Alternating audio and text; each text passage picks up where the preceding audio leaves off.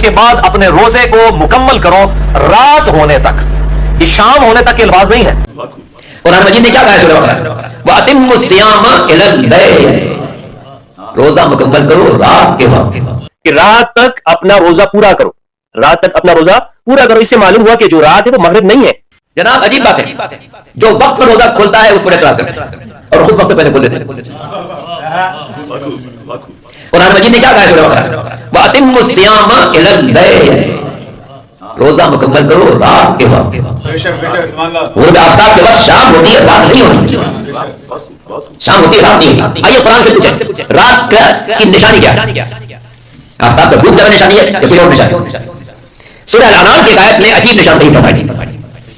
سورہ الانعام میں چھٹا سورہ جناب ابراہیم کا تذکرہ ہے. جناب ابراہیم کے زمانے میں ستارہ پرست، چاند پرست، سورج پرست بہت تھے. جناب ابراہیم کا مسلم بھائی ہوا وہاں پہ گئے تھے، اس پر غور کیجیے. بہت قیمتی آیت ہمارے موقف کی تائید کرتی. قرآن کے الفاظ ہیں فلما جن علیہ اللیل رأى کوكبا، جب رات چھائی تو ابراہیم نے ستارہ دیکھا. جب رات چھائی تو ستارہ دیکھا. یعنی جب تک رات نہ چھائے ستارہ نہیں دیکھا، جب رات چھائی تب ستارہ دیکھا. تو گویا قرآن نے عدالت بیان کی روزہ مکمل کرو رات تک. رات کب ہوگی جب ستارہ نظر آنے لگا. پرٹیکولرلی افطار سے متعلق کہ روزے کو کب تک مکمل کرنا ہے. ثم اتم الصیام الی اللیل، اس کے بعد اپنے روزے کو مکمل کرو رات ہونے تک.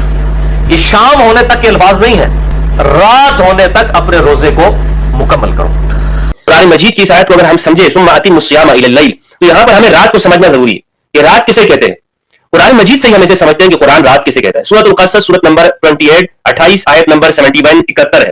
اللہ سبحانہ و تعالیٰ نے ارشاد فرمایا قل ارأیتم ان جعل اللہ علیکم اللیل سرمدا الی یوم القیامہ من الہ غیر اللہ یأتیکم بضیاء افلا تسمعون.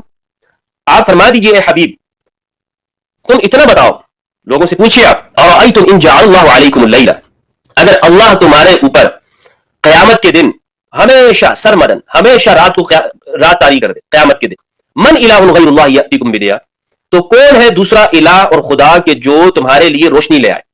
قرآن مجید کی اسی آیت سے معلوم ہوتا ہے کہ رات وہ ہوتی ہے کہ جس میں روشنی نہیں ہوتی، جس میں روشنی نہیں ہوتی اور اندھیرا ہی اندھیرا ہوتا ہے، انسان کو کچھ نظر نہیں آتا.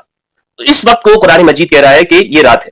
پھر یہ جو آیت ہے ثم اتم الصیام الی اللیل، اس کے شروع کے اندر اللہ سبحانہ و تعالیٰ نے کیا ارشاد فرمایا احل لکم لیلۃ الصیام الرفث الی نسائکم، تمہارے لیے حلال کر دیا گیا ہے روزوں کی رمضان کی راتوں کے اندر اپنی بیگمات کے پاس جانا. اب اس میں دیکھیں لیلۃ الصیام، رات کسے کہا کہ جس وقت میں شباشی کی جائے، کہ بیگم کے پاس جایا جائے. تو لیلۃ الصیام مغرب الصیام نہیں ہے. ایسا تو نہیں ہے نا کہ ہمارے ہاں جو مولانا صاحبان ہیں وہ یہاں پر منہ میں کھجور رکھنے کے بعد ہی وہ بیگمات کے پاس چلے جاتے ہیں کہ مغرب بھائی اب تو رات ہو گئی لہٰذا یہ کام کرو، بلکہ رات کا انتظار کرتے ہیں.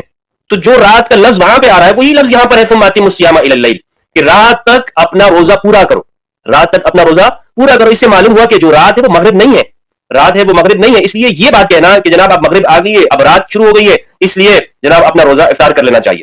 اتم الصیام الی اللیل، روزے کو پورا کرنا ہے، مکمل نہیں، پورا کرنا ہے رات تک.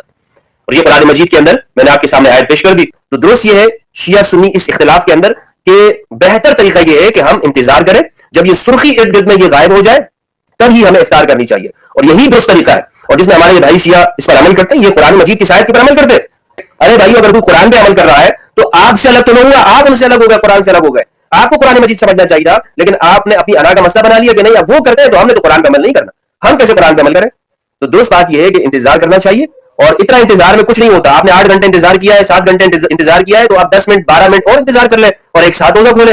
پھر آپ یہ دیکھ لیں کہ قرآن مجید کے اندر مغرب کا لفظ استعمال ہے، غروب کا لفظ استعمال ہے، غروب الشمس کا لفظ اللہ نے استعمال کیا ہے، لیکن دوسرے مقامات کے اوپر استعمال ہے. لیکن یہ جو جگہ ہے یہاں پر آ کر اللہ سبحانہ و تعالیٰ نے اللیل کا لفظ استعمال کیا.